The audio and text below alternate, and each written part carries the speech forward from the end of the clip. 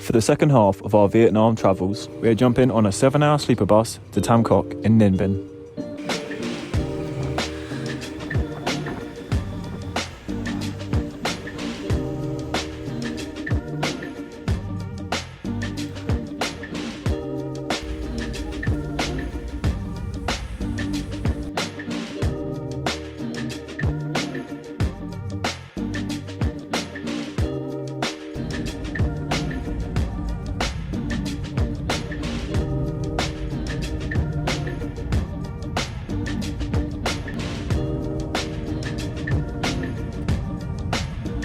A very comfortable 7 hours later, we arrived in Tam Coc.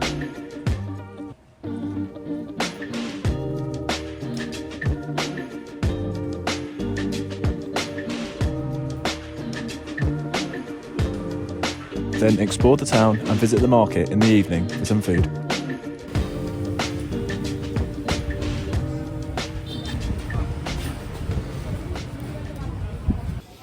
The next day, we hire a bike and then head to Trang An for a boat tour. The Trang An Landscape Complex is a UNESCO World Heritage Site and is littered with absolutely stunning limestone cliffs. Along the tour, the boat also stopped at temples and went through caves, which were a haven from the beaten sun.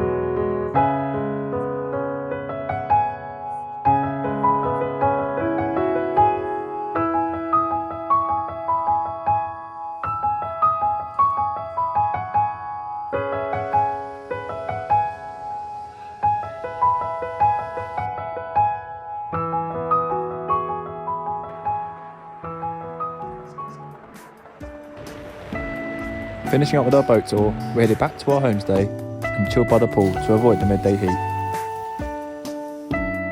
In the afternoon, we headed to the Lion Dragon Mountain for a hike up to a viewpoint.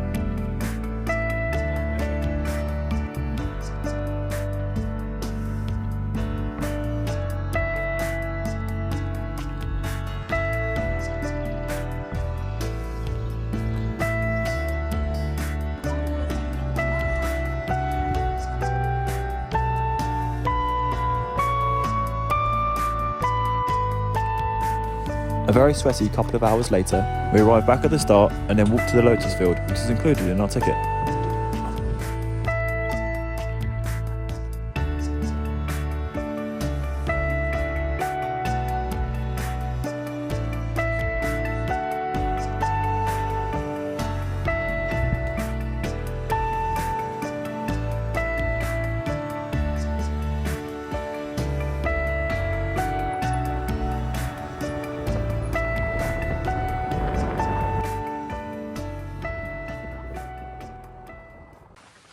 This morning we're going to the buffalo cave.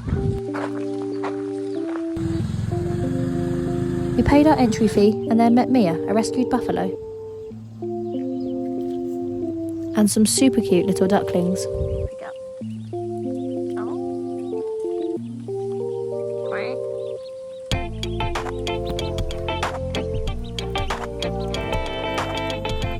After rescuing an escapee duckling from the water, we moved on to explore the beautiful scenery here.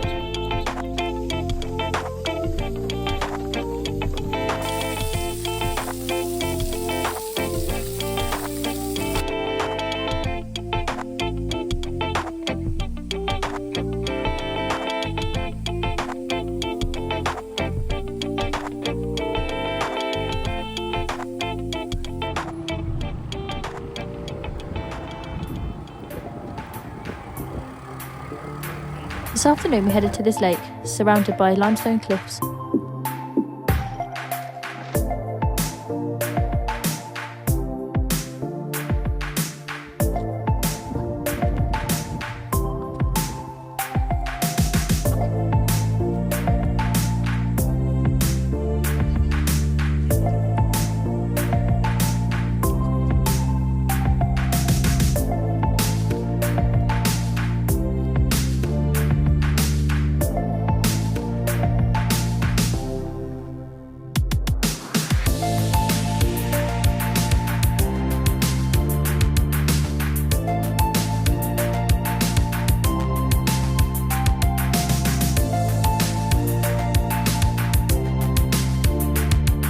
Then, as the sun started to set, we headed back.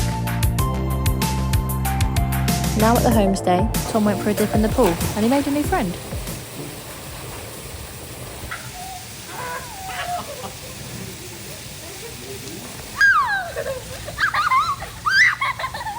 This little boy knew literally no English, but he did know this.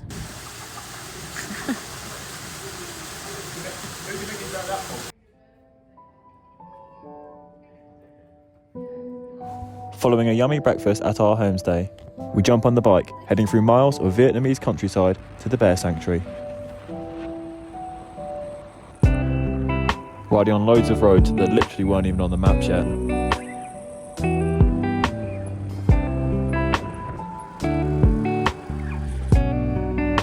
Similar to the bear sanctuary that we saw previously in Laos, this sanctuary also rescues Asian bears from the Chinese bile industry, where they're kept in tiny cages that they can't even stand up in for up to 20 years at a time. Almost all of the bears are extremely malnourished, being only fed pig food their entire life.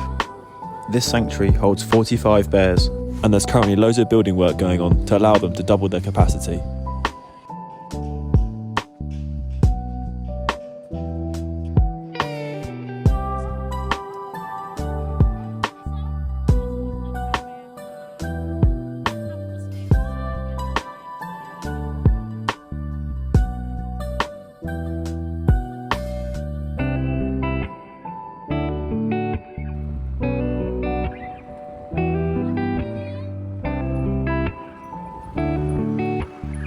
The next stop is the Endangered Primate Rescue Centre, which, to be honest, we had mixed feelings about.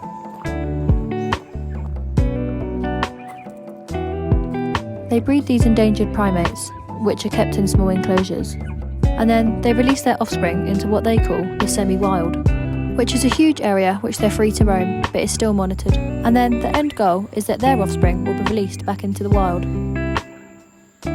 So, in the long run, this is really good, but in the short term, it was really difficult to see these primates in such small enclosures.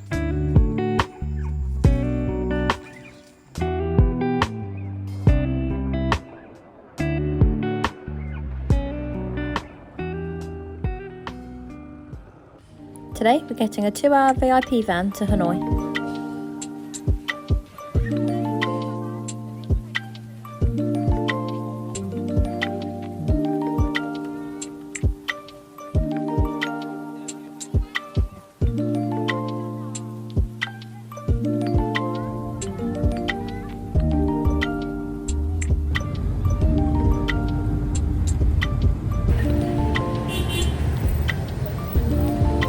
Getting out of our van, we headed to a mystery hotel which Tom has booked for my birthday.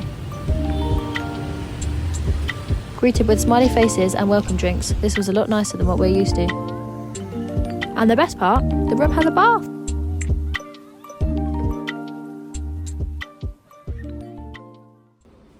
Today is my birthday, and I'm completely in the dark about what we're doing. But first of all, we head down for breakfast, where Tom was given some very suspicious looks over my shoulder. And when we got back to the room, I found out why. Happy birthday!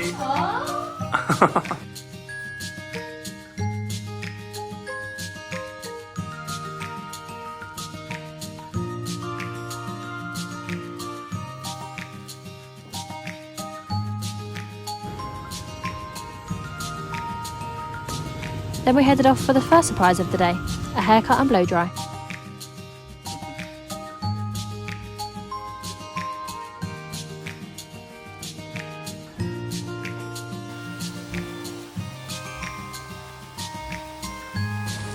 And then a thunderstorm came in, and not wanting to ruin my new hair, Tom braved the rain to go and get an umbrella and our raincoats from the hotel. Then it was on to the second surprise. A 2-hour full body massage.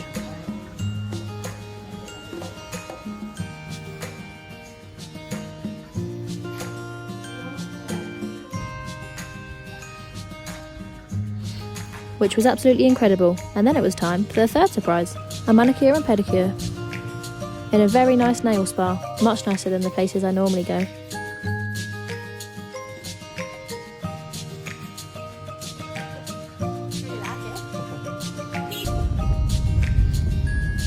Then we hopped in a cab to the next surprise. I didn't realise they had this type of thing in Vietnam, but it was so much fun.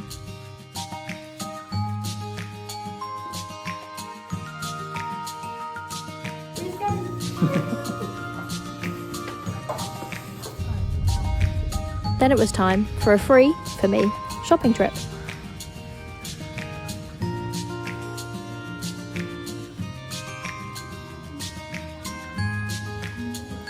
With more shopping bags than I could carry, we headed back to the hotel to get changed. And then, to finish the day, we went out for some of my favourite food, Italian.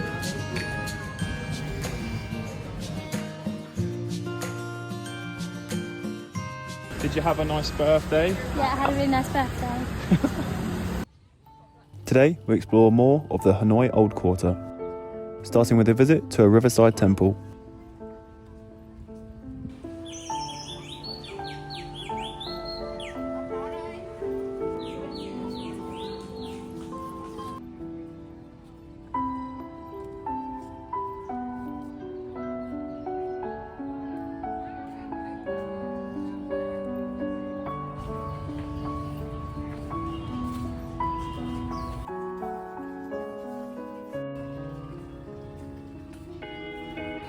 Then we headed to the Note Cafe. Its 4 floors are absolutely plastered with notes left from customers around the world.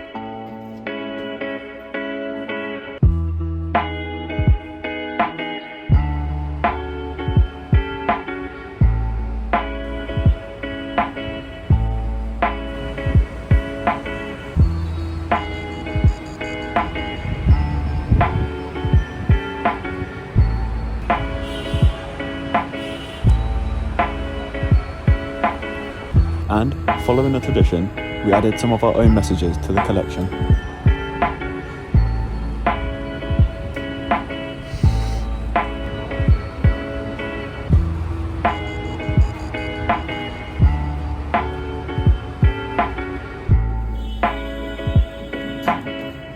Then it was time to head to a very busy train street. Then we found our way to a cafe and got our seats, having to buy a very expensive compulsory drink.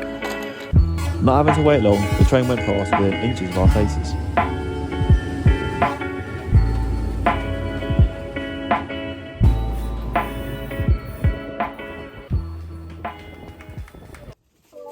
Today, we wave goodbye to this very nice hotel and jump on a sleeper bus to Sapa.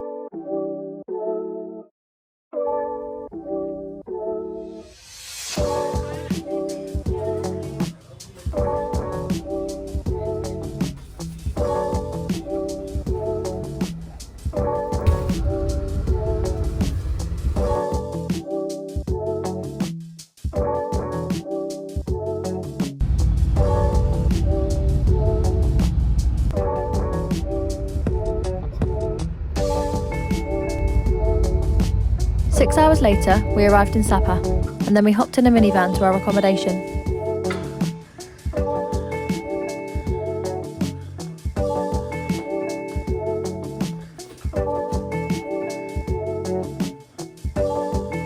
Checked in and then explored the local Sapa town.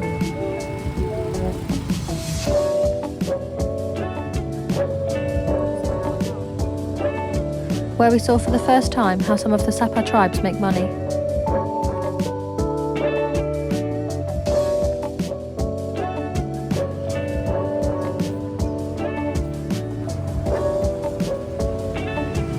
When we got back, our awesome host was installing a fridge that we requested for my medication. Starting the day with breakfast in the mountains.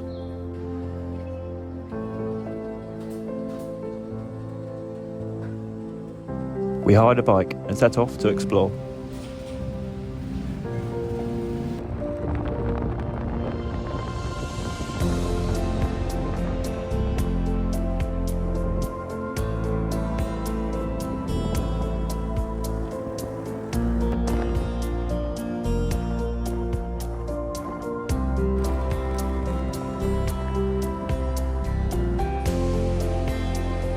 Our first stop is this huge waterfall.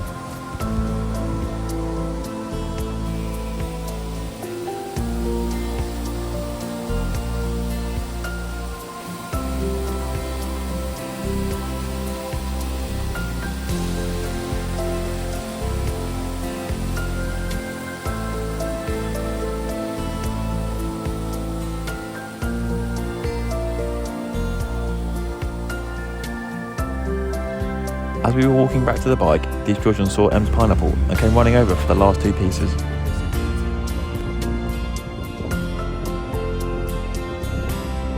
Venturing into the mountains, the visibility was getting a bit poor. So we headed back down to a different waterfall walk.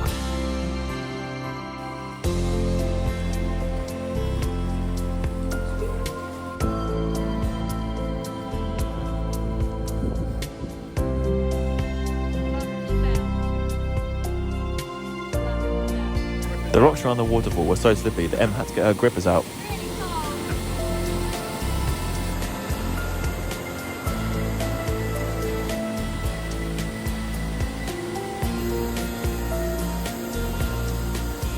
After exploring the freezing cold waterfall, we headed back and found a very interesting way to run a bath.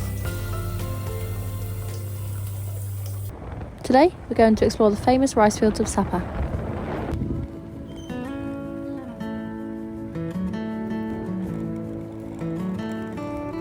Setting off on our walk, we were approached every few minutes by tribe children who were asking for money in exchange for their handcrafted bracelets. As tempting as it is to give money to all of these children, there are signs everywhere encouraging you not to, as it keeps them out of education.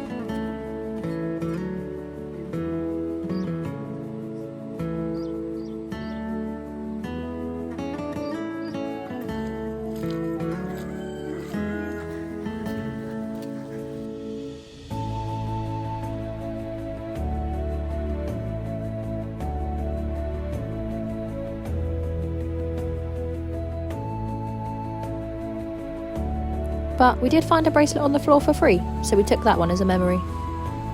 It's not only children that approached us along our walk, but also a lot of older women, who will walk with you for a while and then expect payment for their guidance. Later on, we headed out for dinner and saw more of what life is like for the children here.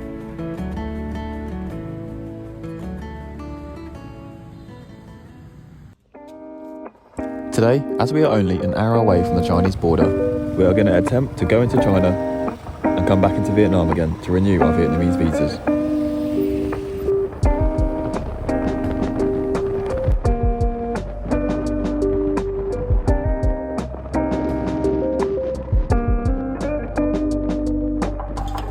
There is a way to do this with a 24-hour transit visa, but the guy at the desk wasn't having any of it, so we had to turn back and come back the way we came. Which means in the near future we're going to have to do a border run to Laos instead.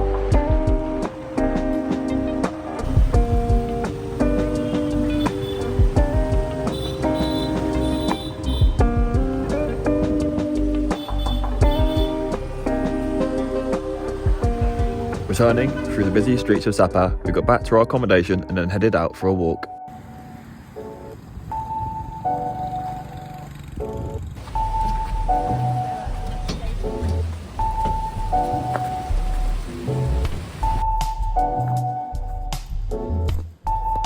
Passing through lots of rural villages and stunning rice fields.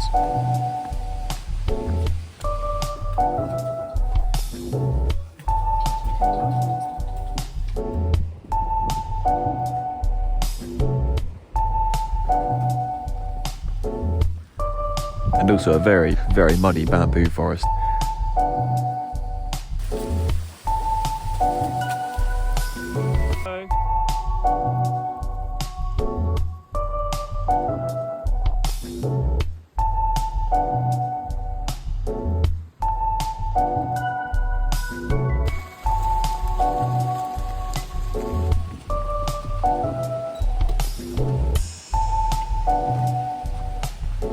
Then it was time to head back and get our bags ready for our travel day tomorrow.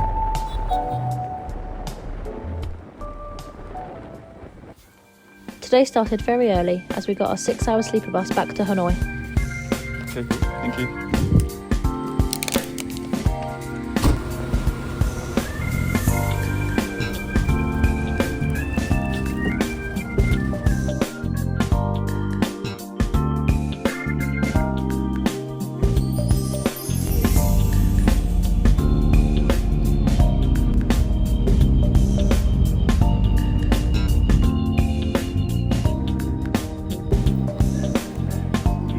We then checked into our hotel and headed to the Laos embassy to get our visas for our border run.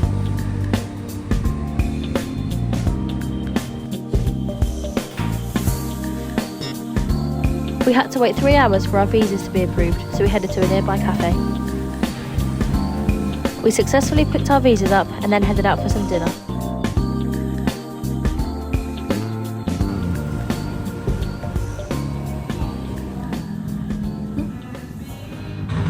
Today, we do our border run to Laos for our longest journey yet. 2 back-to-back 16-hour sleeper buses, plus an 8-hour wait, and then a 6-hour bus to Giang. First, a bit of food to fill us up for the journey, then we head to the bus station.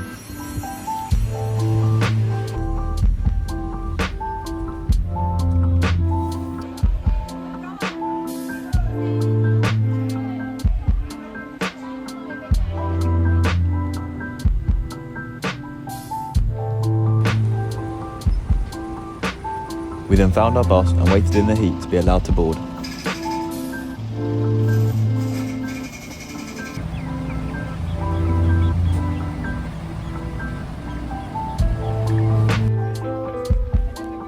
Settling in, we got ready for our 16-hour journey ahead.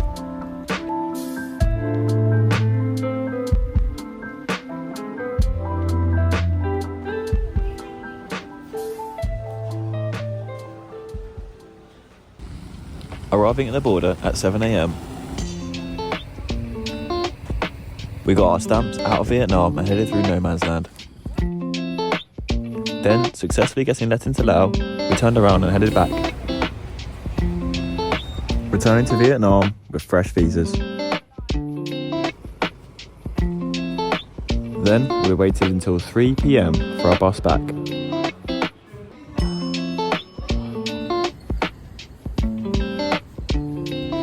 Settling in once again, we returned to Hanoi on another 16-hour sleeper bus.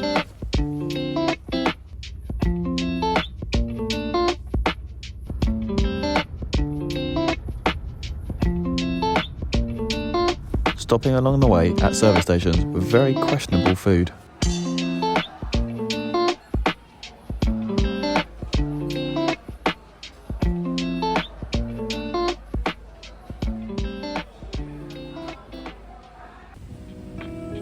Arriving back at Hanoi in the early hours of the morning.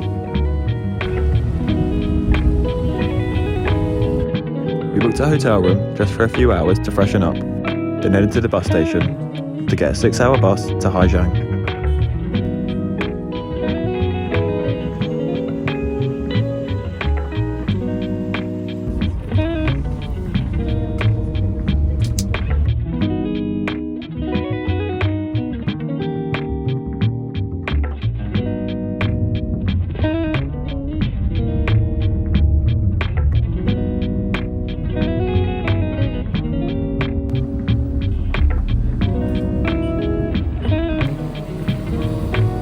Arriving in Haijiang and thankful for a bit of comfort, we checked in to our very fancy hotel.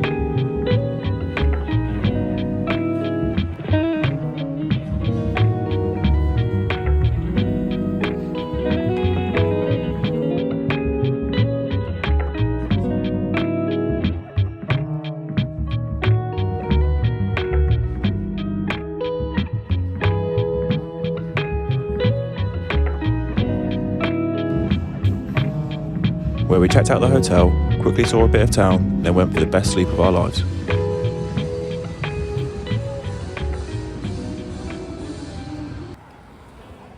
Over the next few days, we're going to be testing a selection of bikes in preparation for our trip around the Giang Loop.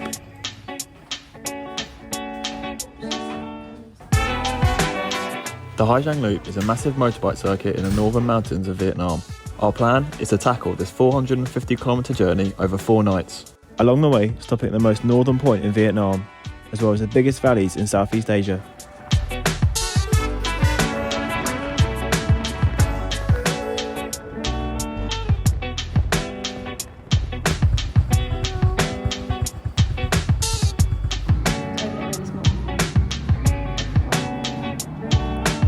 So after a few days of local sightseeing and stunning rooftop bars, we decided on the bike that we want to take with us, a semi-automatic Honda Wave. And then we got ready to leave the following day.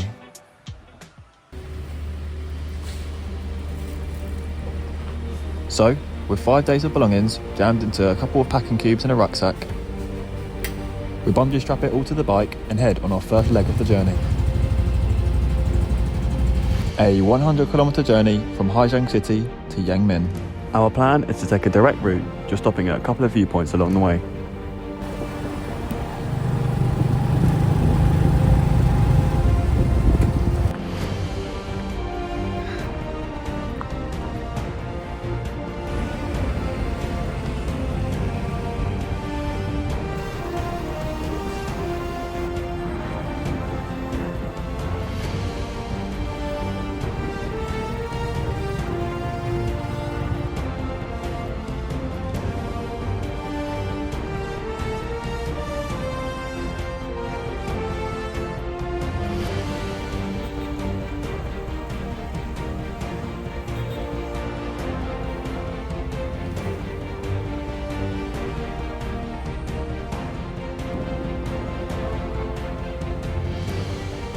When stopping at the more popular viewpoints, we're reminded what a good decision it was to do the Giang Loop by ourselves and not part of a massive tour group.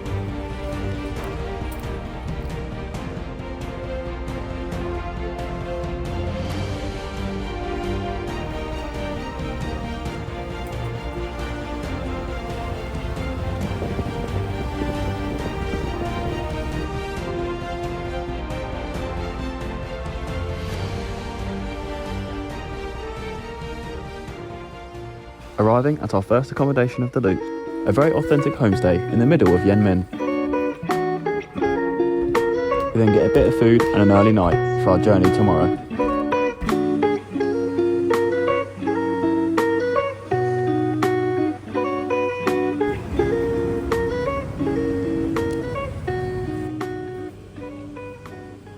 Today started with a mango smoothie, and then we set off on our 45km journey to Dong Van.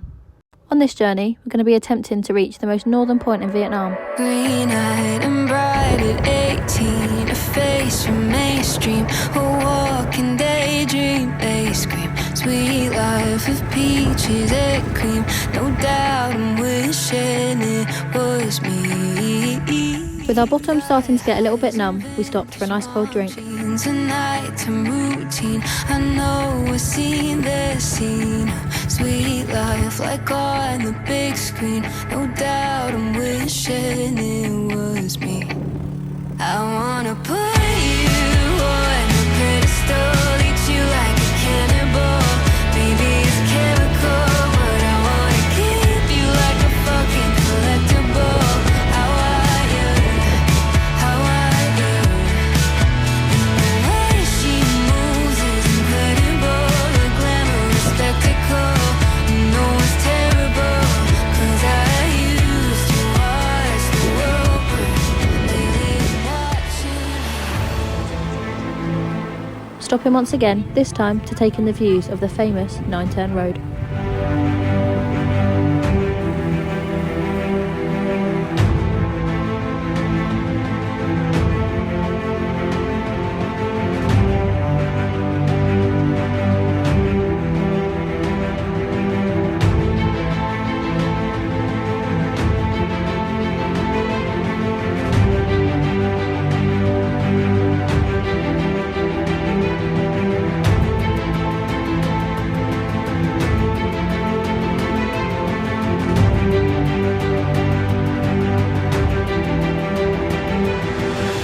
Then, it was time to head on to the next viewpoint.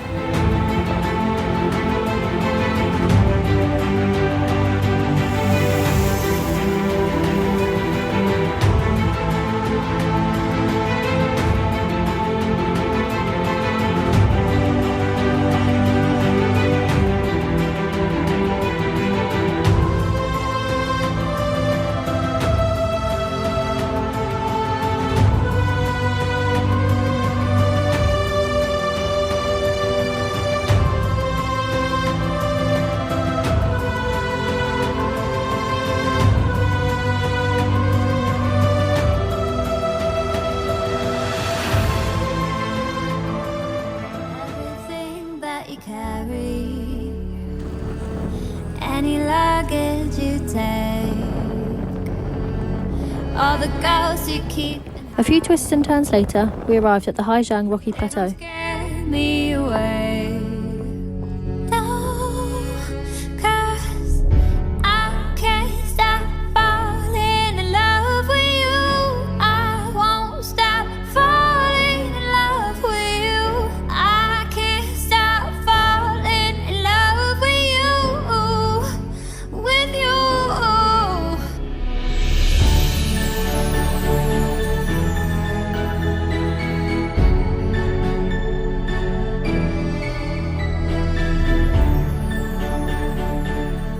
Leaving the rocky plateau behind, we saw an incoming storm, so it turned into a race against the rain to make it to the highest point in Vietnam.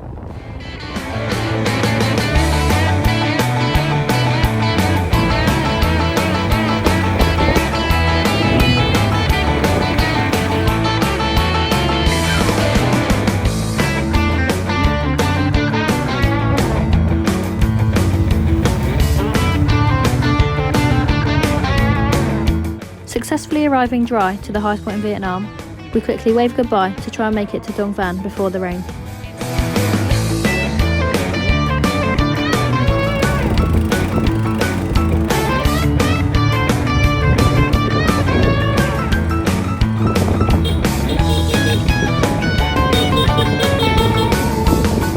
But we failed.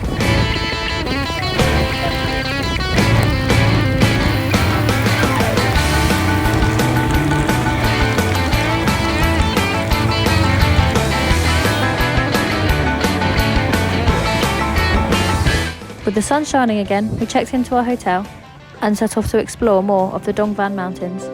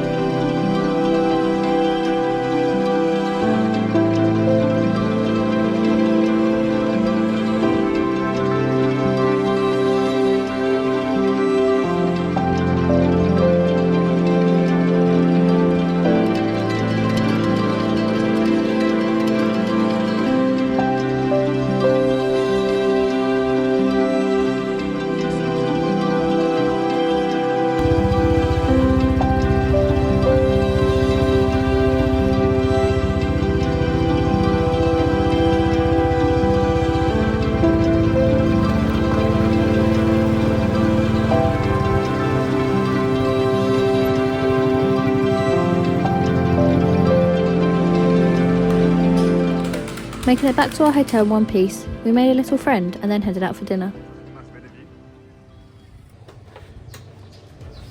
Packing all of our belongings onto the bike once again, we head on a short 22-kilometre journey to Mio Vac. Along the way, hiking up to the famous Death Road viewpoint.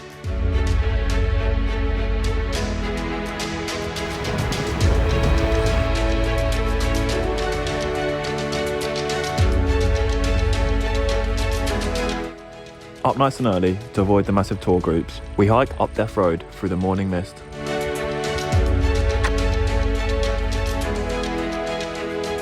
And then finally make it to Death Road viewpoint.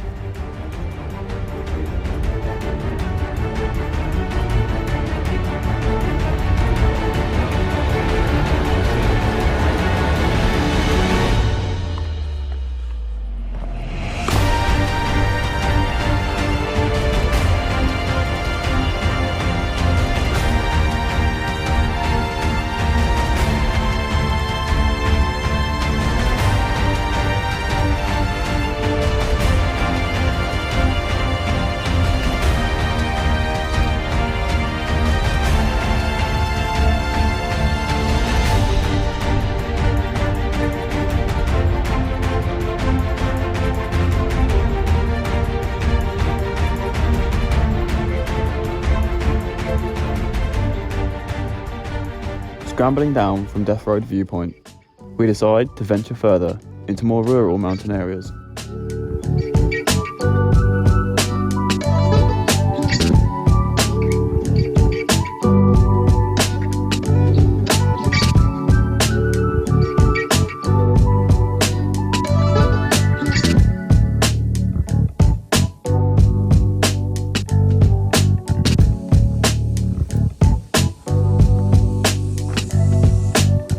After a very long walk down this winding mountain, feeling pretty hot and sweaty, we decided to hitch a ride back from one of the locals.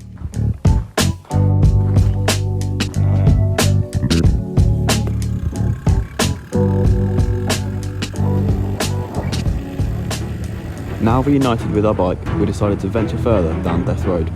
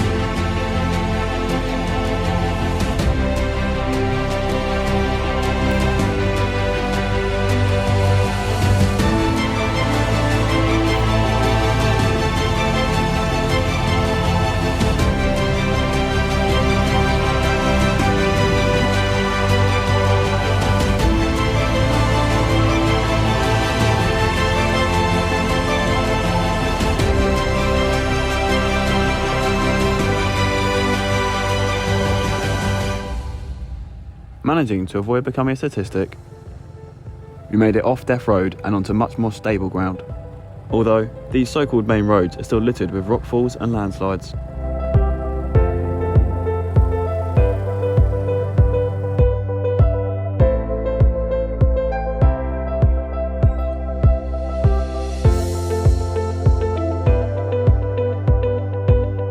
Stopping at a restaurant with another stunning view, I tried buffalo for the first time, and I got to say, it was pretty nice.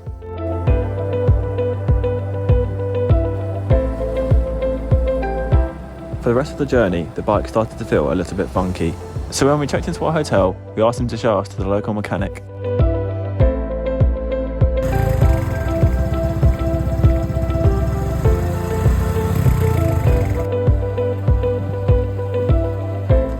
Where the mechanic showed us quite how badly the bike's ball bearings had been ruined.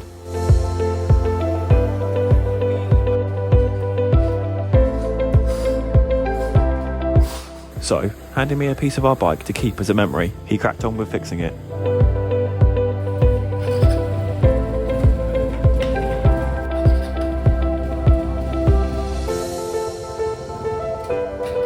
Then, with our bike feeling as good as new, we explored the town a little bit and then headed to bed.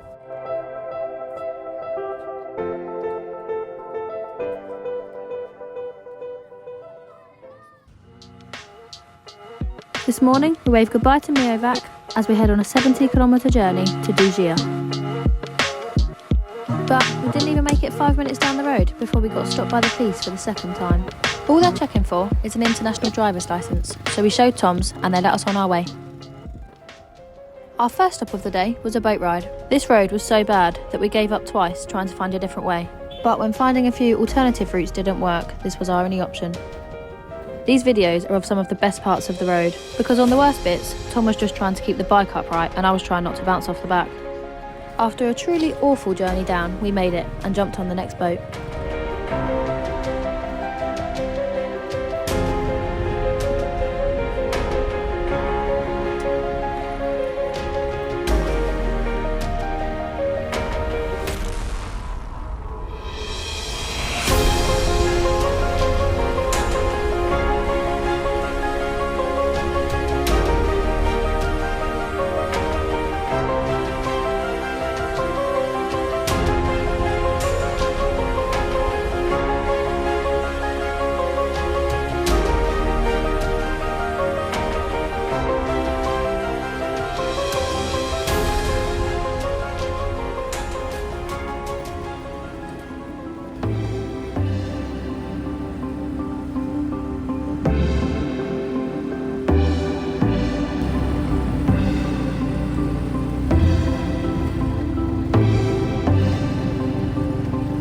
Following another traumatising journey back up, we stopped for some lunch and then headed on with our journey to Dujia.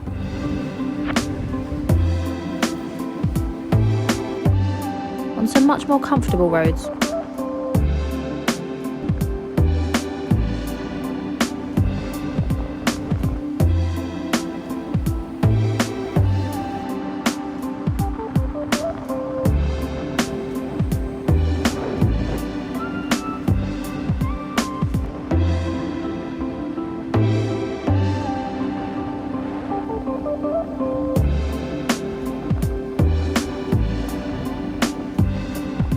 Pulling into a viewpoint to rest our bottoms, we noticed this storm coming in, so we took shelter.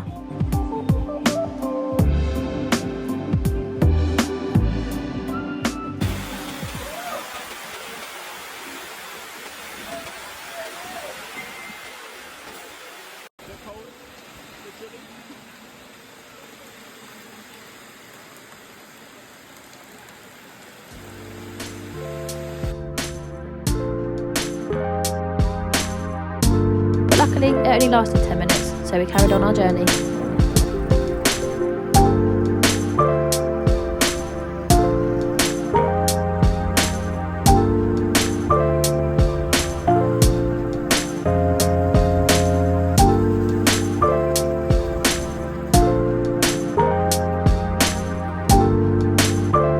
And we got stopped by the police for the third time.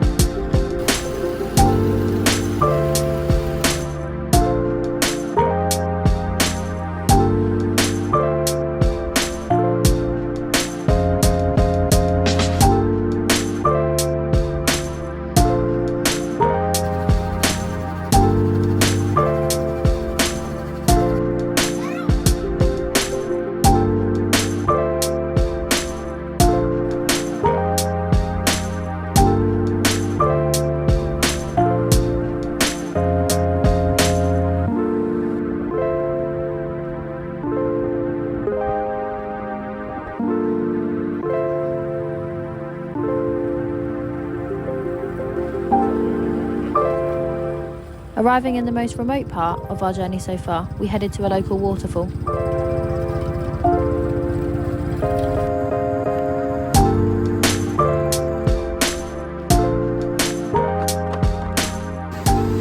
And apparently, so did everyone else.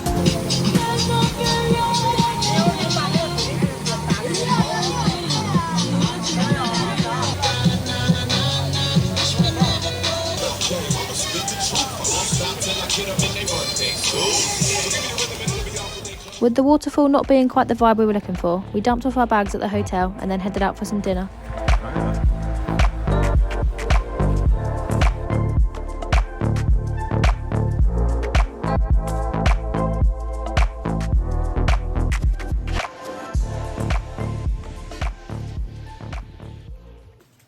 Today, we pack our stuff back onto the bike for our final day on the loop. A simple 70-kilometre journey to Giang City. Passing back through the remote villages of Dujia and travelling on some of the worst roads that we've experienced so far.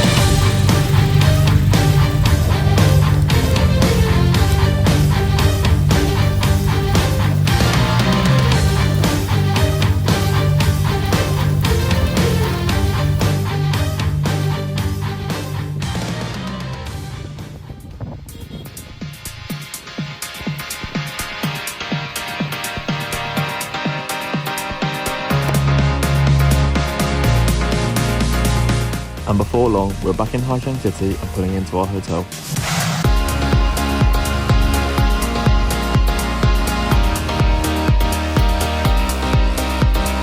So, that's it. 400 kilometres later, our little Honda Wave made it back to our hotel, where we packed up our bags and got ready to leave Vietnam tomorrow. Our last day in Vietnam starts with a 6-hour sleeper bus to Hanoi airport.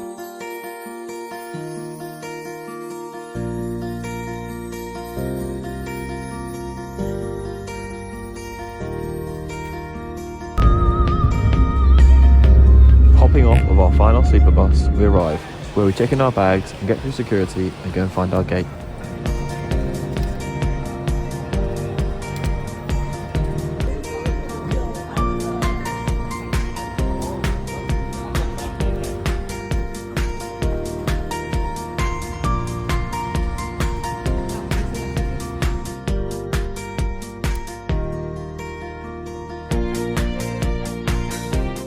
Saying goodbye to Vietnam, we jump on a 3-hour plane to Malaysia.